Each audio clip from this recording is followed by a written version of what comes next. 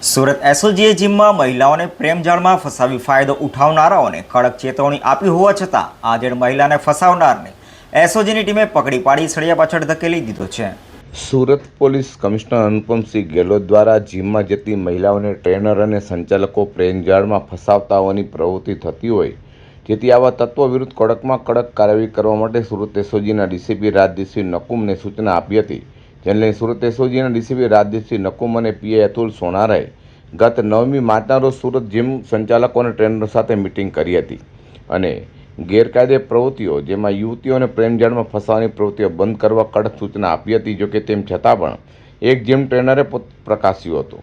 થોડા સમય અગાઉ એસઓજીના ડીસીપી રાજદીપસિંહ નકુમ અને પીઆઈ અતુલ સોનારાનો પાલ વિસ્તારમાં રહેતા એક આધેડ દ્વારા સંપર્ક કરાયો હતો અને પોતાની આપીતી સંભળાવી હતી। જેમાં જણાવ્યું હતું કે તેમની આધેડ પત્ની 7 વર્ષ પહેલાં સિટી લાઇટના જીમમાં જતી હતી, ત્યાં ટ્રેનર તરીકે નોકરી કરતો સબીર ટૂંકવાલાએ જીમ એક્ટિવિટીના નામે તેમની પત્નીની નજીકતા કેળવ્યા બાદ પ્રેમજાળમાં ફસાવી હતી અને તે સમયના ફોટાઓ પાડી લઈ તે વાયરલ કરવાની અને સમાજમાં બદનામ કરવાની ધમકી આપી 5 લાખ રૂપિયાની ખંડણી માગી છે। જે માહિતી મળતા જ એસઓજીના ડીસીપી રાજદીપસિંહ નકુમ અને પીઆઈ અતુલ સોનારાની ટીમે ગુનો નોંધી તરત તપાસ આધારિત સગરામપુરા, રુદરપુરા, વોરાવાડમાં રહેતા સબીર અસગર ટૂંકવાલાને ઝડપી પાડ્યો હતો। પાલ પોલીસ સ્ટેશનમાં એક ફરિયાદ નોંધાઈ છે। ફરિયાદની વિગત એવી છે કે આજથી 7 વર્ષ પહેલા આ વ્યક્તિ છે, એમના જે પત્ની છે એ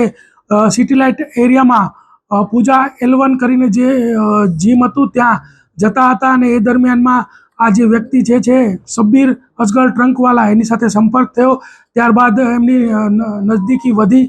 અને ત્યારબાદ આ વ્યક્તિ વારે ઘડીએ આ જે આધેડ છે એના ઘરની આજુબાજુ, આ મહિલાના ઘરની આજુબાજુ એથર જે એનું બાઇક છે લઈને ફરતો હતો અને આજથી 7 મહિના પહેલાં આ વ્યક્તિએ એમ કીધું કે ભાઈ જો તારી પત્નીના વિડીયોઝ, ફોટોઝ પણ મારી પાસે છે અને જો એ વાયરલ ન કરવા હોય તો તારે મને 5 લાખ રૂપિયા આપવા પડશે અને એમ કહીને જતો રહેલો। ત્યારબાદ એ ફરીથી 2.5 મહિના પહેલાં મળેલો ભૂલકા ભવન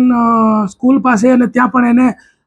જે એની બાઇકની અંદર કાચ રાખેલો એને તોડીને એનો ત્રિકોણ આકારનો કાચનો ટુકડો એના ગળે રાખીને કીધું કે આટલી વાર લાગશે, પેલા પૈસા કેમ નથી આપતો અને તારી પત્નીને તો હું મૂકી જ ને, એમ કહીને એની પાસેથી 50,000 રૂપિયા લઈ લીધેલા। આ વ્યક્તિ ખૂબ જ ડરી ગયેલો અને એ કંઈ બોલી પણ નહોતો શકતો અને ત્યારબાદ જ્યારે આ મિટિંગ થઈ અને સોશિયલ મીડિયામાં